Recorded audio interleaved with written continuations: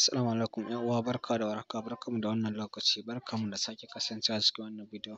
A cikin wannan bidiyo insha Allah zan nuna maka yadda zaka mayar da Facebook naka ya dawo follow. So kamar manyan creators haka da wasu manyan celebrities zaka kalla ko da ka shiga Facebook nasu a profile na Facebook nasu, so ba za ka kalla ya nuna maka adding friend ba, sai dai ka kalla ya nuna maka follow button. So insha Allah kai ma za ka iya yi ya zama ko da mutum ya shiga profile naka sai dai yayi following naka, ba zai kalla adding friend ba sai dai yayi following naka. Kuma wannan hanyar za ta sa ka tara followers insha Allah. So mu shiga cikin bidiyo. Da farko in ka buɗe datan ka shiga ciki sai ka shiga Facebook.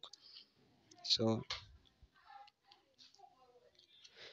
bayan Facebook naka ya buɗe sai ka shiga ga nan wani ɗige-ɗige guda uku, ga nan layi guda uku kai zan ce ta hannun hagu haka,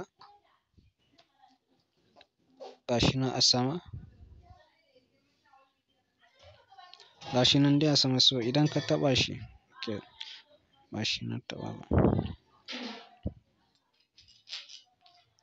In ka shiga wannan to sai ka yo ƙasa, sai ka taɓa ga nan setting anan, sai ka shiga setting. Bayan ka shiga setting sai ka yo ƙasa, ka yo ƙasa, ka yo ƙasa sai ka taɓa ga nan wani waje da aka sa how people can find you and contact you. So wannan gashi nan sai ka shiga.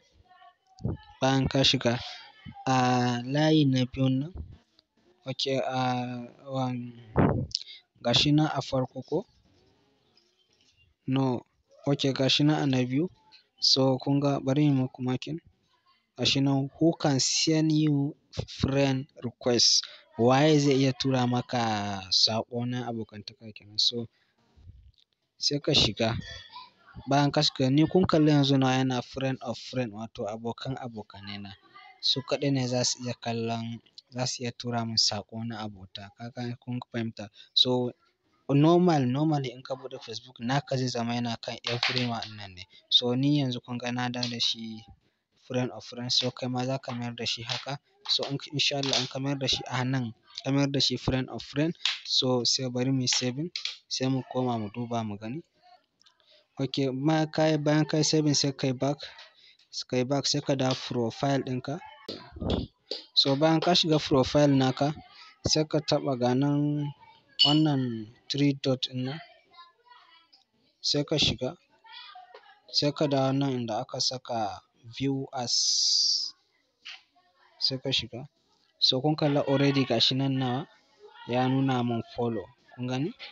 So kai ma insha Allah in ka yi wannan hanyar da na yi, ka bi wannan process da na bi, insha Allah kai ma naka zai zama haka. Kuma da wannan hanyar za ka tara followers insha Allah.